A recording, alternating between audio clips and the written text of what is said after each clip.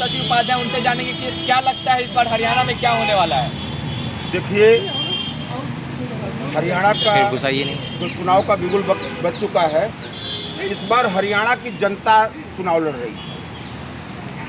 वहाँ बहुत सी सीमाएं टूट चुकी हैं। वहाँ बीजेपी के 10 साल के कुशासन से वहाँ की जनता, वहाँ का नौजवान, वहाँ का किसान त्रस्त आ चुका है। इस बार वहाँ पूरी जनता, 3600 कौम की जनता हरियाणा में कांग्रेस की प्रचंड बहुमत की सरकार बनाने जा रही है। पिछली बार भी बोल रहे थे आप लोग। देखिए, एक चीज बता दें आपसे, पिछली बार की स्थितियां देश ने देखा भी, ऐसा भी नहीं है कांग्रेस कमजोर चुनाव वहां नहीं लड़ी, लेकिन तमाम हथकंडे उस चुनाव को जीतने के लिए। अच्छा, बीजेपी कहाँ चुनाव वहां जीत गई थी? अगर वो समर्थन नहीं लेते तो क्या उनकी सरकार बन जाती? न, ऐसा नहीं था। और इस बार तो एकदम जनता का जो रुख है, वहाँ की आवाम का जो रुख है, सीधे सीधे कांग्रेस के पक्ष में है। और कांग्रेस के पक्ष में हरियाणा की जनता दिल खोलकर राहुल जी की नीतियों को आत्मसात करके। अरे सर, आरोप लग रहा है यहाँ कांग्रेस पे कि कांग्रेस हरियाणा चुनाव जीतने के लिए पहलवानों को मोहरा बना रही थी। एक चीज बता दें, पहलवान क्या इस देश का नागरिक नहीं है? पहलवान इस देश का नागरिक नहीं है और मोहरा बना रही थी। ये कौन कह रहा है? ये बीजेपी जैसी निर्लज पार्टी ही कह सकती है। पहलवानों के साथ जो कुकर्म बीजेपी ने किया है वो पूरे हरियाणा ने देखा है, पूरे हरियाणा ने देखा है।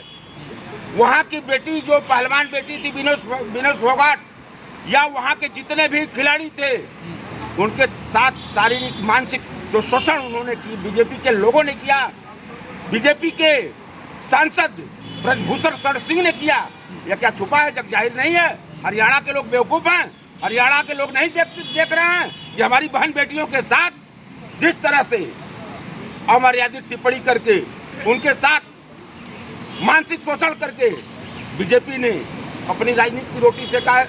अब तो उंगली उठ रही है ना कि जंतर मंतर पे जो आंदोलन हो रहा था वो सियासी था। मतलब जंतर मंतर पे जो आंदोलन हो रहा था सियासी था। मतलब यही निर्लजता है बीजेपी की। मतलब सही अगर आवाज जब भी इस देश की आवाम उठाती है तो भाजपा के निर्लज लोग, उनकी तथाकथित IT सेल के लोग यही प्रचार करते हैं कि वह प्रायोजित था। और तुम्हारा वो विधायक कुलदीप सेंगर बिटिया का बलात्कार करके घूम रहा था, वो भी प्रायोजित था, तुमने प्रायोजित कराया था। देखिए, एक चीज बता दें आपसे कि बीजेपी हमेशा मुद्दों से हमेशा जनता को भटकाने का जो काम करती है, अब इस देश की जनता समझ चुकी है, हरियाणा की जनता समझ चुकी है कि बीजेपी को धूल चटाने जा रही है, धूल नहीं। जिस बात को लेकर के विनेश फोगाट को कहा जा रहा था कि विनेश फोगाट हो सकता है आने वाले दिनों में चुनाव लड़ेगी, अब वो चुनाव लड़ रही है तो कह रहे कि अब वो सच साबित हुआ। अरे चुनाव लड़ना कोई अपराध है? नहीं, चुनाव लड़ना इस लोकतंत्र में अपराध है? अपराध नहीं, अपराध है। तो साजिश करना जरूरी था। साजिश करना जरूरी था। कौन सी साजिश थी? जो साजिश थी वो आपको साजिश लग रही है? ब्रिजभूषण शरण सिंह ने कह दिया है। जैसे ब्रिजभूषण शरण सिंह प्रमाण पत्र देने वाले कौन है? कौन प्रमाण पत्र देने वाले? उन्होंने कहा ऑफिशियली ज्वाइन अभी किया है, लेकिन साजिश 2 साल पहले शुरू हो गया था। और प्रमाण पत्र दोगे? कुकर्म करके प्रमाण पत्र तुम ही दोगे?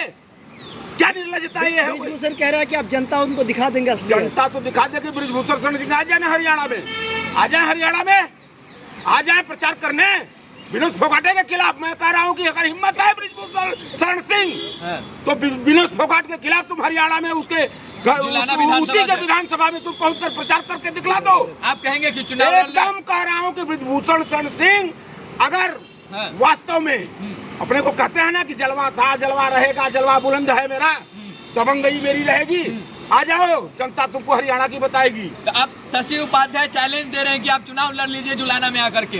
अरे लड़े ना। आज जुलाना में नहीं। अरे क्या बात कर रहे हैं? अभी तो मध्य प्रदेश में अरे उत्तर प्रदेश में लड़े हैं ना, उत्तर प्रदेश में लड़े हैं ना लोकसभा का चुनाव। इनके आका जो है, जिसके नाम पर मोदी है तो मुमकिन है, उनकी हैसियत पैंट गिली हो गई थी। गीली हो गई थी।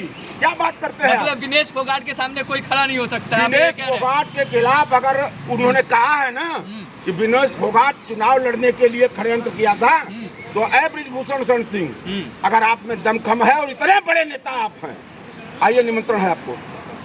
चुनाव लड़ने की तो बात छोड़ दीजिए, प्रचार तो कर दीजिए उसके खिलाफ। क्या होगा प्रचार करने? आइए ना, क्या हो जनता जाएगा? बताएगी, जनता क्या हो जाएगा? जनता बताएगी, हरियाणा की जनता बताएगी। और सुनिए, ब्याज सहित वसूल लगी, ब्याज सहित कि हमारी बहन बेटियों के साथ तुमने जो मतलब कुकर्म किए, जो उसके ऊपर उसकी प्रताड़ना किए, उसका ब्याज सहित वापस कर लेगी। वो पहलवानों का आंदोलन जिस प्रकार से चला वो चुनावी मुद्दा रहेगा हरियाणा के अगर अंदर। ये काम बीजेपी कराती है, ये काम सत्ता पाने के लिए, अपनी लोकप्रियता को बढ़ाने के लिए प्रयोजित करके बीजेपी काम, कांग्रेस का एक कल्चर कभी नहीं रहा है। कांग्रेस जनता के मुद्दों पर आवाम की लड़ाई हमेशा मुद्दों के आधार पर लड़ी है। उसमें न कभी जाति देखी है, न कभी धर्म देखा है। जिसके साथ भी अन्याय हुआ है, कांग्रेस पार्टी एक ऐसी पार्टी है, वो उसके साथ खड़ी है। तो पहलवानों के साथ जो कुछ हुआ जनता जवाब देगी हरियाणा की। जबरदस्त जवाब देने जा रही है, हाँ। जबरदस्त जवाब देने जा रही है। हम लोग चूंकि वहाँ काम कर रहे हैं, घूम रहे हैं, देख रहे हैं, जमीनी हकीकत देख रहे हैं हरियाणा की। आपसे बता दें, 10 सीट पाना मुश्किल होगा इसका। लिख लीजिए मेरी बात। किसका? बीजेपी का 10 सीट पाना। लेकिन कांग्रेस का पहले मुकाबला है आपके अपने ही दल की पार्टी से, आम आदमी पार्टी से, उससे कैसे निपटेंगे आप? क्या मुकाबला है? आम आदमी पार्टी आपके सामने होगा, कहाँ गठबंधन नहीं हुआ है, हम सामने होकर चुनाव लड़ेंगे। हर राजनीतिक दल को स्वतंत्र चुनाव लड़ने का अधिकार है। तो आपका ही वोट कटेगा, चुनाव लड़ेंगे। आपका ही वोट कटेगा। बीजेपी को हमको ये नहीं समझ में 10 सीट उनको पाना मुश्किल हो जाएगा। ये हरियाणा 10 में। सीट आप कैसे आप- लाते? मैं इस बात को जिम्मेदारी से कह रहा हूँ, और परिणाम आने के बाद पुनः हम यही आपसे मिलेंगे और देखिएगा कि 10 सीट हरियाणा की जनता उनके की। पास 5 लोकसभा सीट है, उसी हिसाब से आंकड़ा लगाइए ना। लगा लीजिए ना, वो पांच लोकसभा कैसे पाए हैं? कैसे पाए हैं? 5 को बेईमानी करके पाए हैं। फिर वही बात- बेईमानी करके। मतलब आप जीत गए तो ईमानदारी से, वो जीत गए तो आप बेईमानी जीत से। गए नहीं। हाँ। अरे मैं फिर कह रहा हूँ ना, मोदी जी भी जीते हैं बेईमानी करके नहीं, चुनाव हार गए थे। चुनाव हार गए थे बनारस में चुनाव हार चुके थे मोदी जी। एक बनारस के लोग ये भी कह रहे हैं बनारस में चुनाव मोदी जी चुनाव हार चुके थे हैं। बेईमानी करके। भाजपा का जन्मसिद्ध अधिकार है कि वो सिर्फ बेईमानी करते हैं, चोरी करते हैं और देश को भ्रमित करने। हार के जीतने वाले को बाजीगर कहते हैं, तभी तो जनता ने उन्हें प्रधानमंत्री बनाया है। क्या कहते हैं? बाजीगर कहते हैं जी।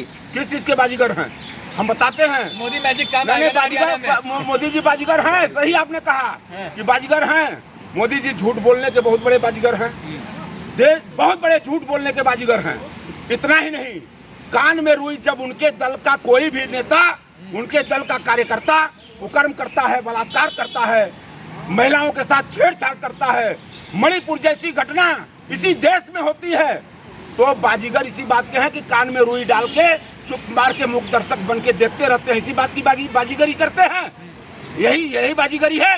अरे प्रधानमंत्री की कुर्सी पर बैठा हुआ व्यक्ति जब प्रधानमंत्री हो, उसकी नैतिक जिम्मेदारी ये बनती है कि देश में एकता और अखंडता को कायम रखने के लिए बहुत सी चीजें दल से ऊपर जाकर उसको निर्णय लेना पड़ता है, जो मोदी जी ने कदापि नहीं किया है। तो क्या बताइए, विनेश फोगाट अपनी सीट निकाल पाएगी? क्या यार बात करते हो? पूरे हरियाणा में मैंने कह दिया ना कि आज की जो स्थिति है, भारतीय जनता पार्टी को 10 सीट मिलना मुश्किल। अरे मोदी मैजिक कह रहा चलेगा वहाँ। कहाँ मोदी मैजिक? हरियाणा। कहाँ थे? यूपी। हरियाणा। अरे अभी यूपी में देखा है आपने ना, हाँ। यूपी में देखा है ना, 80 की 80 सीटों जीत रहे थे। हाँ। जीत रहे थे ना यूपी में, हाँ?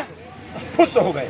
लोकसभा ये विधानसभा है ना। हाँ, तो इसीलिए कर रहा हूँ, विधानसभा है। हाँ। हरियाणा की जनता को वोट देना है। हाँ। और हरियाणा की जनता इतनी प्रबुद्ध है, इतनी समझदार है कि उसकी बहन बेटियों का अपमान करने वाले, उसकी बहन बेटियों के इज्जत को तार करने वालों को कभी वो न माफ करेगी, न उनका समर्थन करेगी।